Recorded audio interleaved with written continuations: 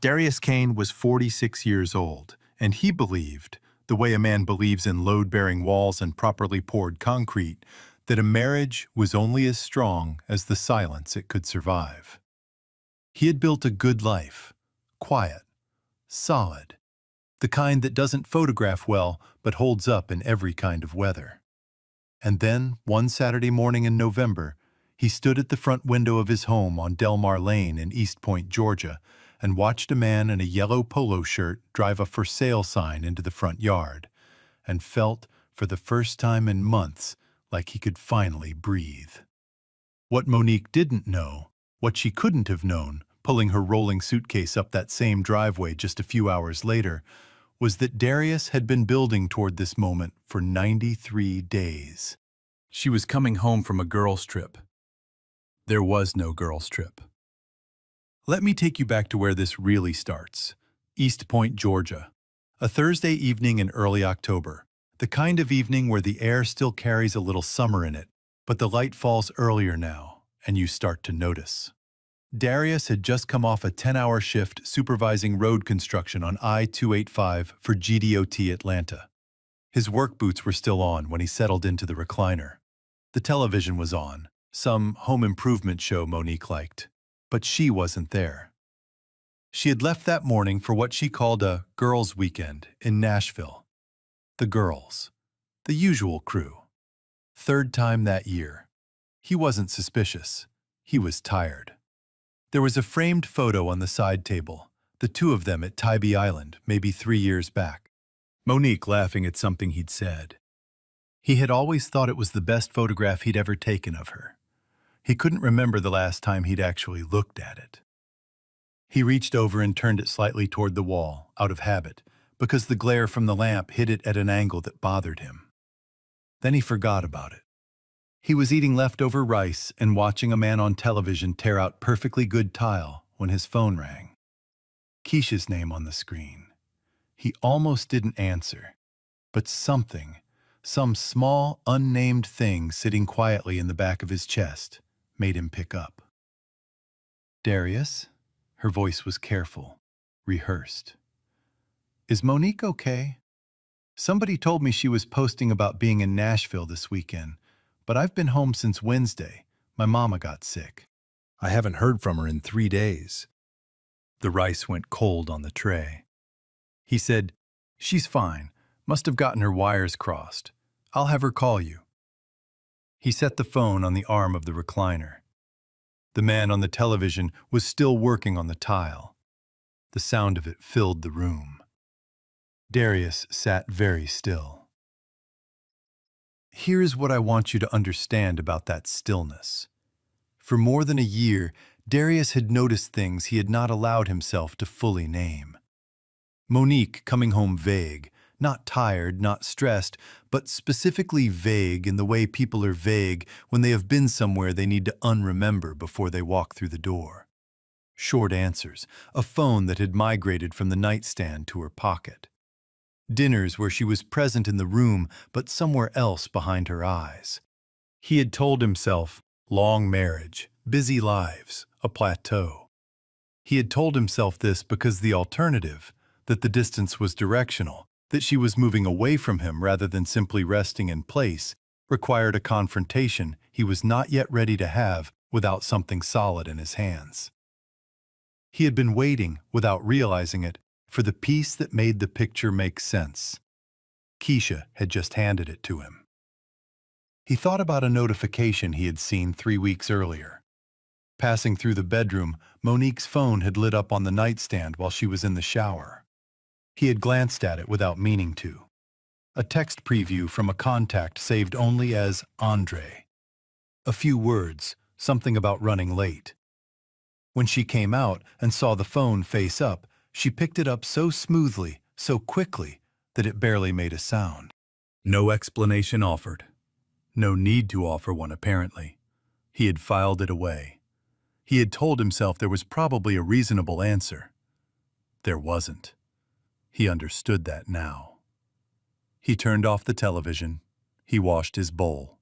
He went to the back bedroom, the room with his old desk, the room Monique called his man cave and never came into, and he sat down in the quiet dark.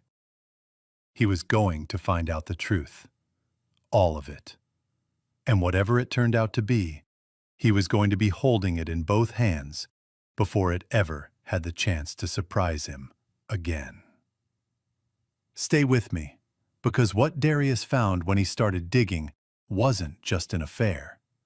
It was something that had been hidden in plain sight for 2 full years, and it changes everything you think you know about this story. He found Terrence Blake through a colleague at GDOT, a man named Curtis who had navigated his own difficult divorce 2 years prior. Terrence was 52, former Atlanta PD, the kind of man whose quiet was full rather than empty, full of 15 years watching people do things they didn't want recorded. 2 chairs, a desk, a filing cabinet that had seen serious use. When Darius laid out what he knew, Terrence listened without interruption. Then he picked up his pen. "Give me 2 weeks," he said. It took 11 days. They met at Broad Street Cafe on Church Street in College Park. Nobody looked twice at 2 men talking quietly over coffee. Terrence slid the envelope across the table. Photographs. Monique and a man, lean, polished, the kind who selects his watch for the room, entering the Crown Plaza off Powers Ferry Road in Marietta. 2 occasions, daytime check-ins, her car in the lot both times.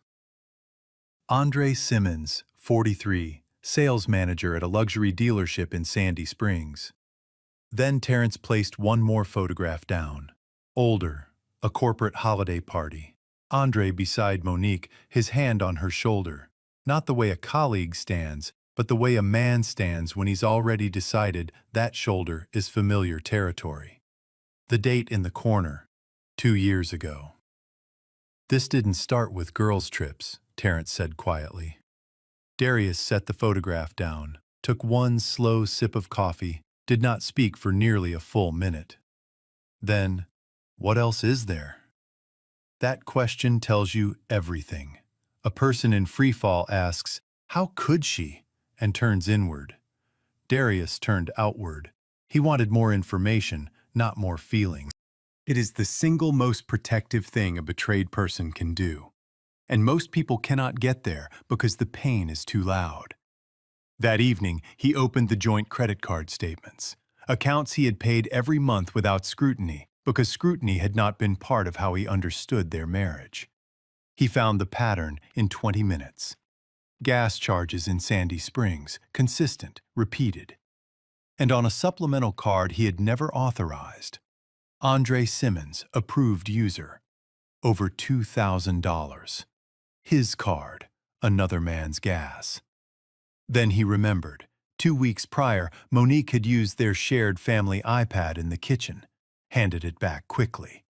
He had noticed, without registering it, that a second iCloud account briefly appeared in the top bar before she closed it out. He went to the iPad now. In the recently shared cache, still there, a folder name had synced before she logged off. New Life. Inside, apartment listings in Midtown Atlanta, lease comparisons, and a deposit receipt for a unit on West Peachtree Street drawn from their joint savings account. Dated 14 months ago. 14 months. That number reframes everything. An affair can sometimes be a failure of judgment, but a folder called New Life, with a deposit receipt from 14 months ago, is not a failure. It is a campaign. Monique had not drifted. She had been engineering her exit while Darius paid every bill and trusted every answer. He closed the iPad, sat in the dark of the back bedroom. Let the full weight of it land. Not the grief of losing her, but the colder grief of understanding the thing he thought he had may never have fully existed. He sat with that for exactly as long as he needed to. Then he called Marcus J. Lang. Marcus kept an office on Peachtree Street downtown, Dark suits, thin-framed glasses, the stillness of a man moved only by facts. He listened. He reviewed everything. He asked 7 precise questions. Then he laid out the exact legal sequence. What Darius could do now, what had to wait until after filing, and what order mattered. 6 weeks later, Marcus filed the petition at Fulton County Superior Court, simultaneously moving to authorize the sale of the marital home given the documented misuse of joint funds. The hearing was scheduled. 6 weeks after that, the judge granted it. Darius signed the listing agreement on a Friday afternoon. The for sale sign went up Saturday morning. His phone buzzed 20 minutes later. Monique's name. A text. "Having the best time up here. Miss you, babe." He read it, set the phone face down on the counter, looked out the window at the sign in the yard. Then he went to make dinner. Before we go further, honest question for the comments. If you found a folder on your spouse's device labeled New Life, deposits already 14 months in, would you confront them that same night or go completely silent like Darius did?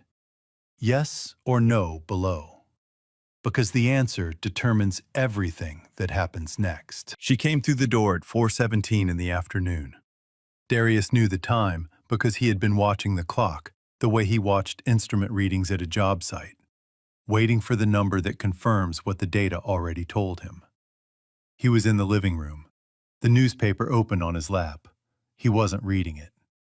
The deadbolt clicked. The door swung wide. Monique pulled her rolling suitcase across the threshold with practiced ease, sunglasses still on, the loose and familiar confidence of a woman returning from a trip she has made many times before. She carried the smell of hotel shampoo and a perfume she wore only when she was going somewhere she didn't talk about afterward. She made it 4 steps into the foyer, then she stopped. She had seen the yard. He watched the stillness move through her, not the calm kind, but the kind that happens when the brain receives information it has no existing category for. Her hand frozen on the suitcase handle, her sunglasses still on her face. Her body caught between the momentum of walking in and the sudden need to understand what she was looking at. "Darius." Her voice came out smaller than she intended. "What is that sign out there?" He folded the newspaper slowly, set it on the side table, looked at her with the steady, unhurried gaze of a man who has already made every decision that needed making. "We're selling the house," he said, "and we're getting a divorce." Here is what I want you to understand about this moment. When a person has been maintaining a double life for an extended period, they develop what psychologists call a contingency script, a mental rehearsal of the confrontation they know is eventually coming. They imagine their partner hurt, emotional, demanding answers. They prepare. What no contingency script accounts for is the discovery that the confrontation already happened, without them in the room. The shock Monique experienced was not simply the shock of being caught. It was the shock of realizing she had profoundly underestimated a man she had decided long ago was entirely predictable. That realization, the collapse of a long-held underestimation, does something specific to a person. It doesn't just change the present, it retroactively reframes everything they thought they knew. She pulled off the sunglasses. "You cannot do this." Her voice reaching for authority, the register she used when she needed to reset the dynamic in a room. "This is my home too. You do not get to sell this house without my consent." Darius stood. He crossed to the kitchen counter, picked up an envelope and held it out. Inside was a copy of the court order from Fulton County Superior Court. Authorized, signed, stamped. She read it once, then again, her eyes moving over the same lines the way eyes move when they're hoping the words will arrange themselves into something different. They didn't. She called Patricia, the attorney she had quietly retained 3 weeks prior, which told Darius more than she realized. The call lasted 4 minutes. When she hung up, the hand holding the phone dropped slightly. Patricia had been direct. The court order was valid, the petition properly filed, and Monique's path forward was through the proceedings themselves. There was no emergency injunction. There was no shortcut back. She sat down on the couch. He sat across from her in the armchair. He placed the manila envelope on the coffee table and slid it across. She looked at it, then at him. Then she opened it. What followed is what researchers call the collapse cascade, the rapid breakdown that occurs when every layer of a constructed story fails at the same moment. It moves in 3 phases. Watch for all 3. Phase 1. Emotion as deflection. The tears came immediately, not gradually, immediately, the way they come when a person has learned over a lifetime that tears create space, that they slow things down, that they have historically been enough to reset the room. Darius, please. This was a mistake. I don't know what I was thinking. I still love you. We can come back from this. He said nothing. I will end it right now. I will do whatever you need, whatever you need. He said nothing. She was in phase 1, reaching for the one tool that had always, reliably moved him. His patience, his decency, his fundamental willingness to believe the best of the people he loved. Then she reached the photograph from 2 years ago, Andre's hand on her shoulder at the company holiday party. And the tears stopped. Not gradually, like a switch. Phase 2. Recalibration. She had forgotten Darius had attended that party. She had believed he left early. She searched her memory now, fast, trying to locate him in the room that night. She could not. She had not been paying attention to where he was. He had been right there. He always had been. How long have you known?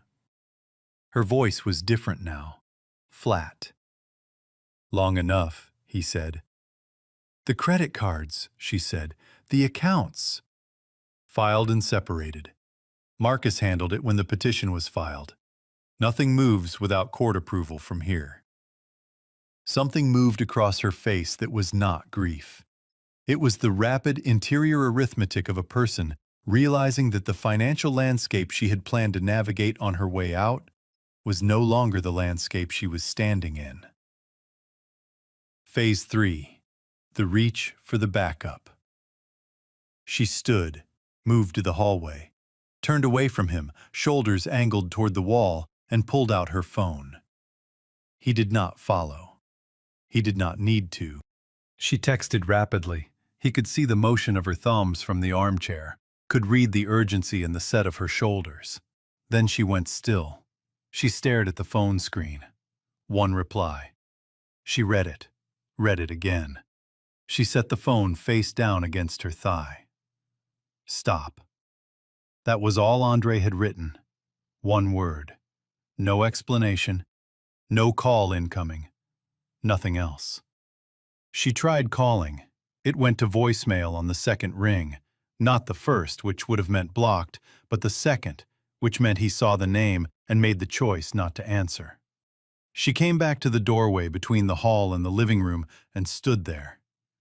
This is the turn no contingency script could have prepared her for. Andre Simmons had not simply ended things. Weeks earlier, when Marcus's office had formally notified him that he appeared in financial documentation being submitted to Fulton County Superior Court, that he was a named, authorized user on a credit account opened without the primary account holder's consent, which carried potential civil liability, Andre's attorney had advised him to act quickly. He signed a limited, factual statement confirming the relationship in exchange for being removed from the financial claims entirely. He had protected himself, completely, cleanly, and he had not told Monique he was going to do it. She had built her entire exit strategy around one belief, that Andre was her destination, her safe harbor, the reason the risk was worth it. He was a man with a wife and 2 children in Roswell who had just made the most rational decision available to him. She had not been chosen. She had been useful, and useful had an expiration date. Monique Kane stood in the doorway of her own living room and said, very quietly, to no one in particular, "He signed a statement." It wasn't a question. She had put the pieces together herself. Darius looked at her. He saw in her face the specific expression of someone watching the story they staked everything on dissolve. Not with noise, not with drama, but with the simple, final unavailability of the person she had counted on most. She had not just lost her husband that afternoon. She had lost the future she had been secretly constructing for over a year. And the man she had built it around had stepped away without a backward glance. She stood in that doorway for a long time. Darius stayed in the armchair. He did not speak. He did not offer comfort. There was nothing to say that the room wasn't already saying for both of them.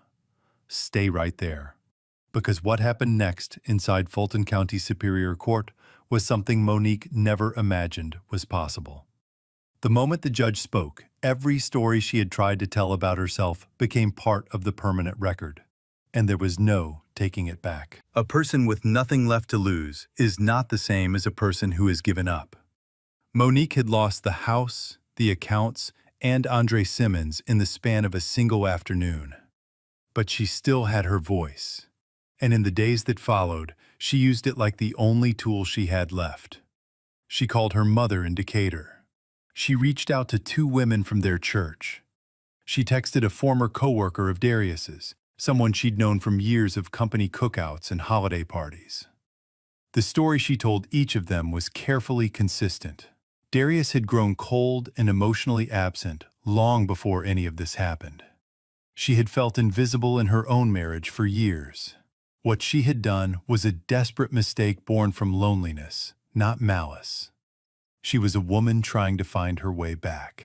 She never used the word affair. She used the word mistake. And she cried authentically, because she had always been able to do that. Some people believed her. Then she called Darius's cousin Reggie. It was a misjudgment rooted in a reasonable assumption. Reggie had been warm to her throughout the marriage. He had danced with her at their wedding, given a toast at their housewarming, and always greeted her with a real hug rather than the obligatory kind. She had read his warmth as affection for her specifically. She had not understood that Reggie's warmth for her had always been downstream of something else entirely. A loyalty to Darius that ran back 40 years, to bicycles and summer and Flat Shoals Road. The distinction mattered. Reggie called Darius that same evening and repeated back, word for word, exactly what Monique had said, including the specific claim that Darius had been emotionally neglectful for years and that she had been pushed toward the choices she made. Darius thanked him. He called Marcus.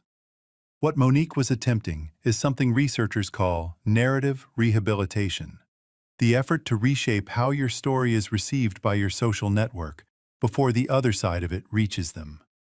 And here's the difficult truth about it. It often works, particularly when the person on the other side is private by nature, does not seek sympathy, and does not broadcast their pain. Which described Darius precisely. He had told no one. He had asked for nothing. But narrative rehabilitation has one structural weakness. Every person you tell your story to is a potential exit point.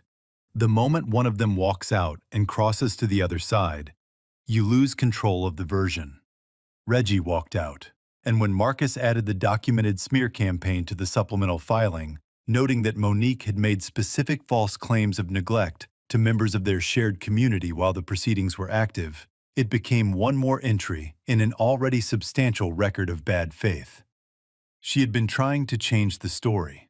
She had inadvertently added another chapter to the case against her. Fulton County Superior Court. The building on Pryor Street in downtown Atlanta has a particular quality on weekday mornings. Tall windows, marble floors, the low murmur of attorneys in the corridor reviewing notes. It is a room built to reward preparation and expose improvisation. Monique arrived with Gerald, the attorney she had retained 3 weeks prior. Confident handshake, organized briefcase. She wore charcoal gray. Her hair was done carefully. She sat straight-backed, the posture of a woman who had decided that dignity, at least, was still within reach. Marcus J. Lang arranged his materials on the table with the unhurried calm of a man who has never needed to perform confidence because he has never lacked it. He did not open with argument. He opened with the record. The photographs from Terrence Blake, time-stamped, geolocated, spanning 8 months. Hotel entrances and parking receipts from 14 separately documented meetings. The supplemental credit card, opened in Monique's name with Andre Simmons as authorized user, carrying over $2,000 in charges. Darius's name on the underlying account. His prior knowledge of the card? None. The iPad cached folder labeled New Life, apartment listings, lease comparisons, and a deposit receipt for a unit on West Peachtree Street drawn from the joint savings account. Dated 14 months before the divorce petition was filed. Andre Simmons's signed statement, confirming the relationship, confirming the timeline, confirming that Monique had communicated her intent to leave the marriage. Submitted through his attorney, factual and limited in scope. And finally, the supplemental record of Monique's post-filing statements to community members, including the documented claim that Darius had been emotionally neglectful, submitted alongside Reggie's written account of the specific language she had used. Gerald reviewed the materials across the table. He leaned over once and said something quietly to Monique. She gave a very small shake of her head. He had prepared for a disputed narrative between two people with conflicting accounts of a deteriorating marriage. He had not prepared for a forensic reconstruction of a 14-month exit strategy, documented to the dollar and the date, paired with a post-filing smear campaign that was now also on the record. The difference between those two cases is not a matter of degree. It is a matter of category. Marcus did not characterize Monique in his presentation. He did not call her manipulative or cold or calculating. He introduced no language designed to make the judge feel a particular way about her as a person.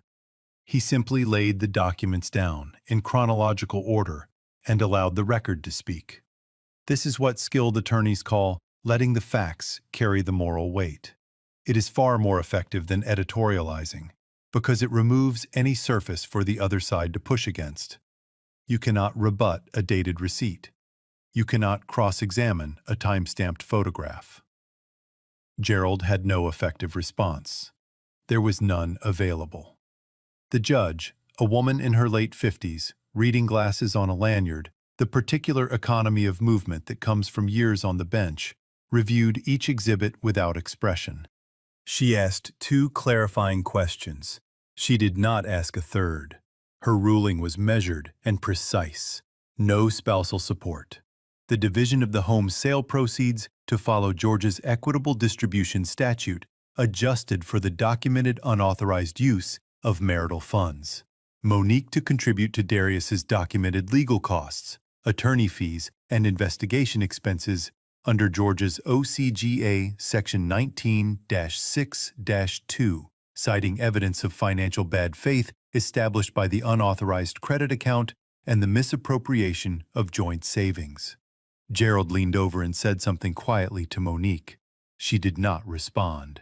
Instead, and this was the thing Darius would remember long after everything else faded, she reached up and straightened her jacket. Slowly. Smoothed the front of her dress with both hands.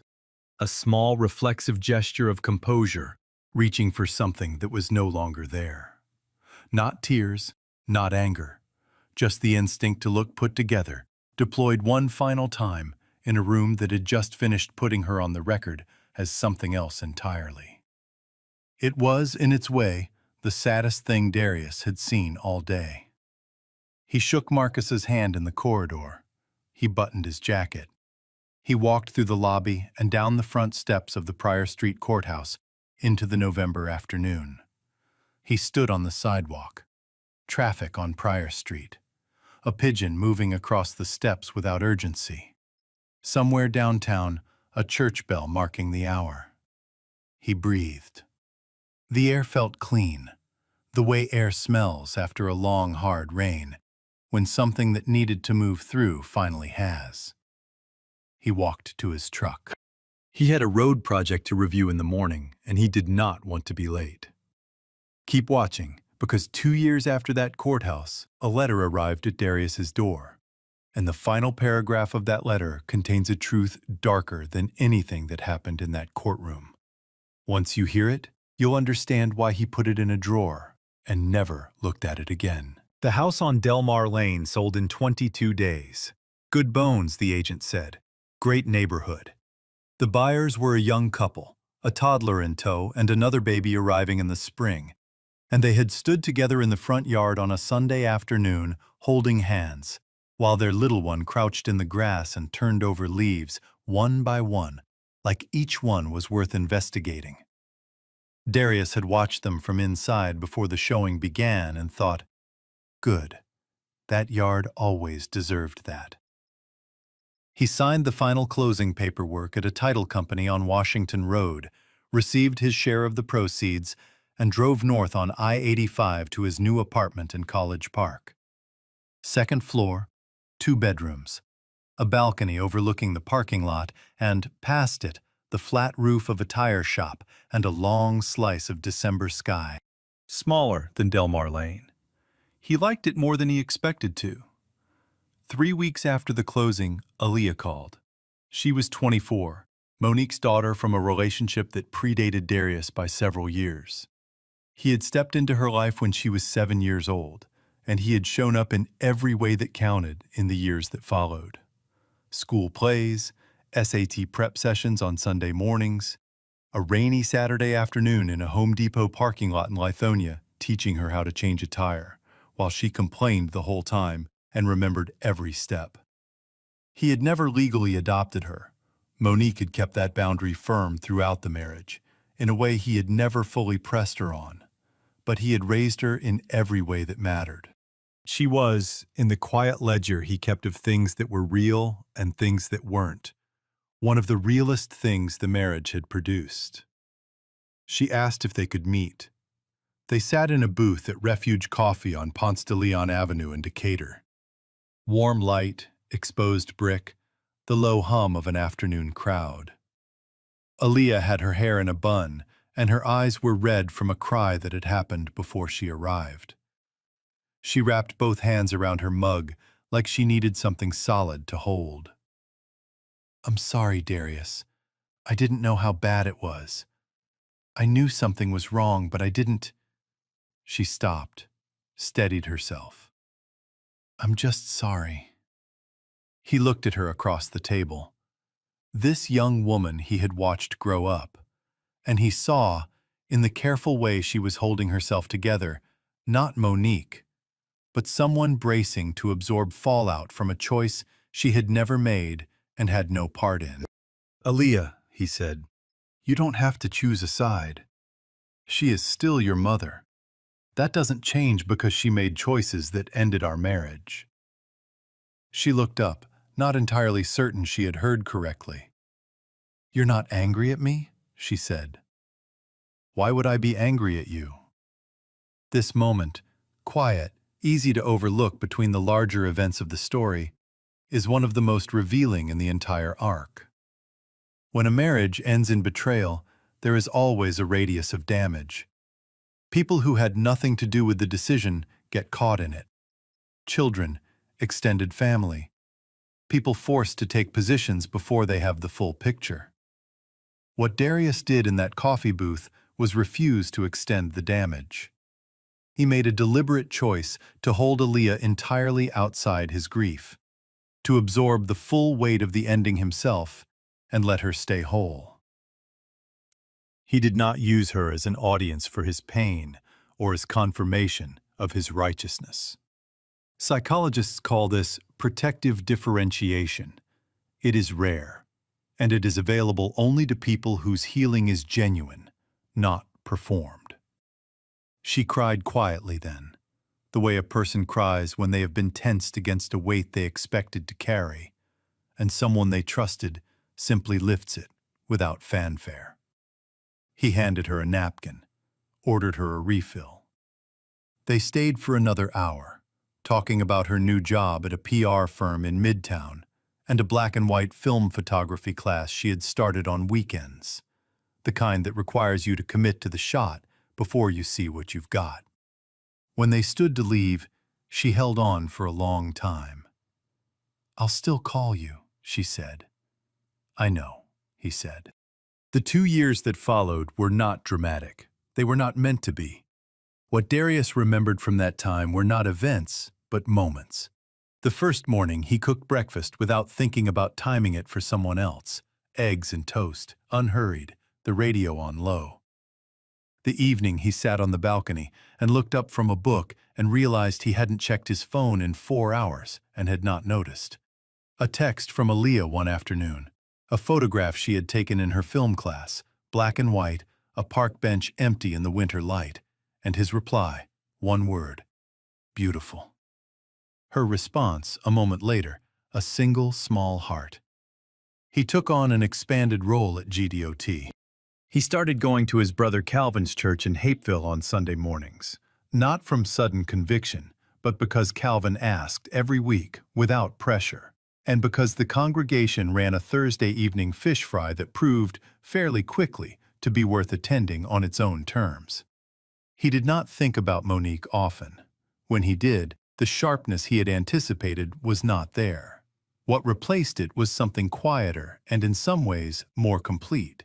An understanding that he had made every right decision available to him, and that making every right decision does not stop people from choosing to leave. It only determines how you carry yourself when they do. He had carried himself well. He knew that without needing anyone to confirm it. It was a Tuesday morning in early April. The Bradford pear trees on his street were in full white bloom, the kind of morning that smells like the year starting over. He swung by the mailbox on his way back from an early site check, still in his work boots, coffee in hand, thinking about the day's schedule. He almost missed it in the stack of utility notices and grocery circulars, a letter forwarded from Delmar Lane. Monique's handwriting, his name in blue ink on the front. He stood in the parking lot of his building and looked at it for a moment, just held it, not with dread exactly, but with the careful attention of a man who has learned not to underestimate what a piece of paper can contain. Then he went upstairs, set it on the kitchen counter, made himself a full cup of coffee, and sat down at the table before he opened it. It was 4 pages, all handwritten. She was in Stone Mountain now, part-time work at a dental office.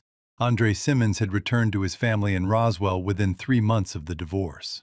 There was no one else. The letter was measured and careful, the prose of a person who had spent a long time in therapy learning to organize what they needed to say, and had finally decided to say it.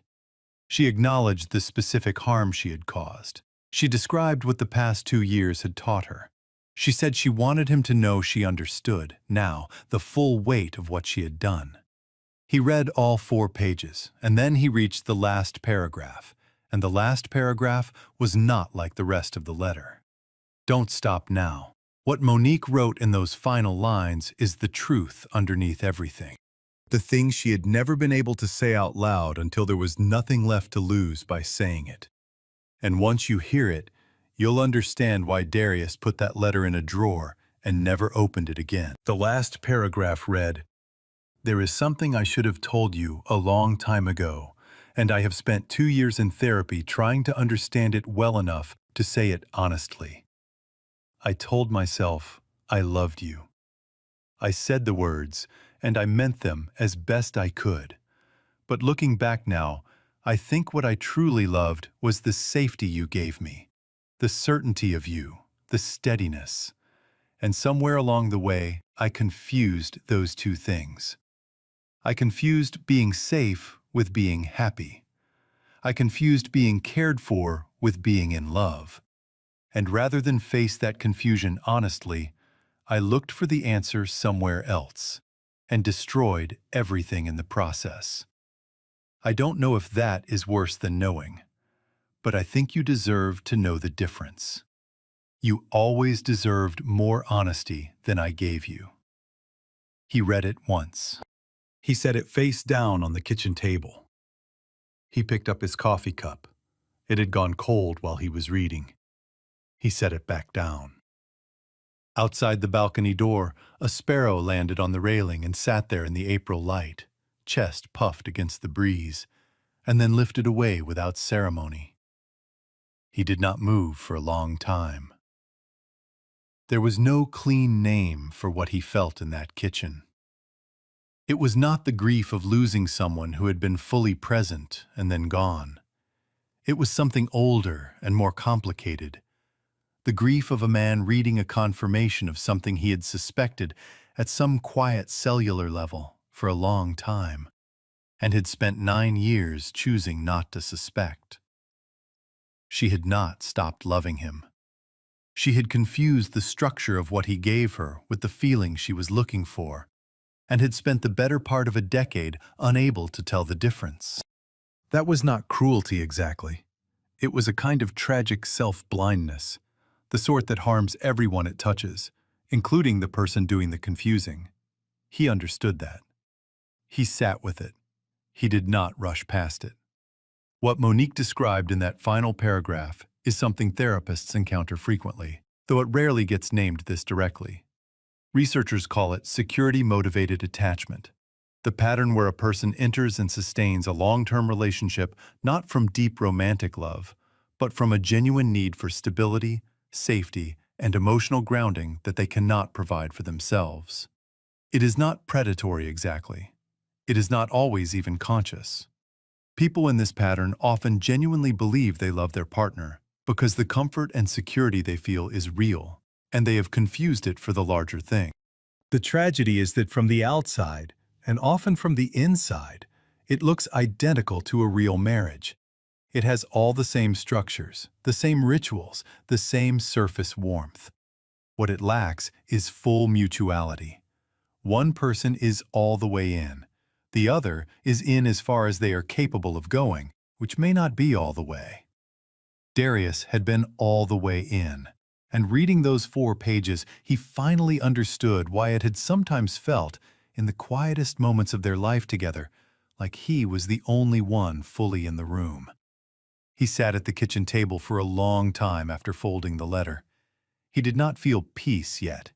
He felt something harder to name, not grief and not relief, but something between them, the way the sky looks between night and dawn when it is neither yet. He made a second cup of coffee. He did not finish it. Eventually, he went outside. He stood on the balcony in the April morning, with the city spread out in front of him and the Bradford pear trees visible from where he stood, white and indifferent and going about their business. He breathed. He let the air move through him. Then he went back inside, folded the letter carefully along its original creases, and placed it in the kitchen drawer beneath the takeout menus and the spare batteries and the instruction manual for his coffee maker that he had never once consulted. He closed the drawer. He did not open it again. I want to say something about that choice, because it is easy to mistake it for avoidance. Darius did not burn the letter. He did not call Aaliyah to share it. He did not bring it into future conversations. He did not make it the center of gravity around which he organized the rest of his life. Therapists who work with people recovering from betrayal call this completing the grief without re-engagement, the difficult, deliberate act of fully receiving a painful truth, sitting with it long enough to understand it, and then declining to carry it forward as your primary identity. There is a pull in pain like this to keep returning, to examine it, to share it until it becomes what people know you for, to let the wound become the person. Darius chose differently.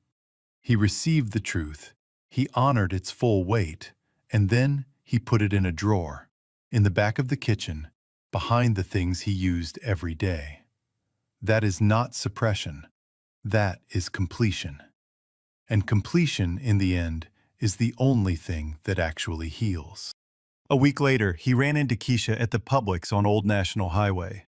She had cantaloupe in her cart and was reading the back of a yogurt container with focused, personal suspicion. She looked up, and her face shifted. The genuine warmth of someone who had cared about him throughout all of it. "You look good, Darius. You really do." "I feel better," he said. She nodded. "Monique's doing okay over in Stone Mountain. Getting by." A pause. "I thought you should know." "I know," he said. "She wrote me." Keisha studied him for a moment, the way people look at someone when they are checking to see if the okay is real.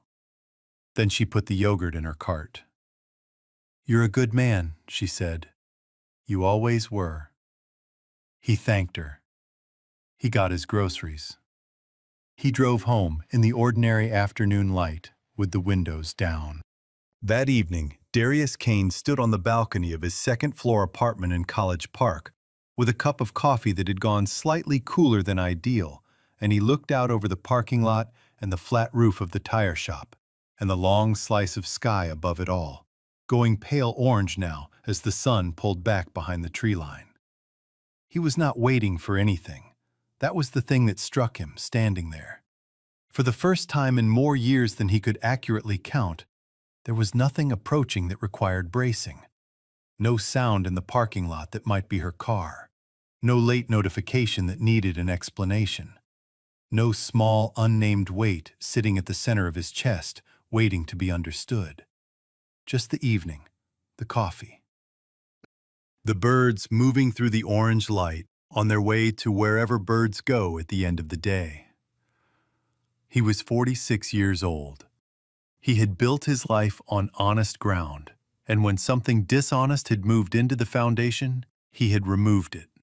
Not with rage, not with noise, not with any performance of suffering, but with patience, documentation, and the quiet willingness to face the truth all the way to the end of it. He had come out the other side. Not unscathed, not the same as he was before, but standing and building and present, for the first time in a long time in his own life.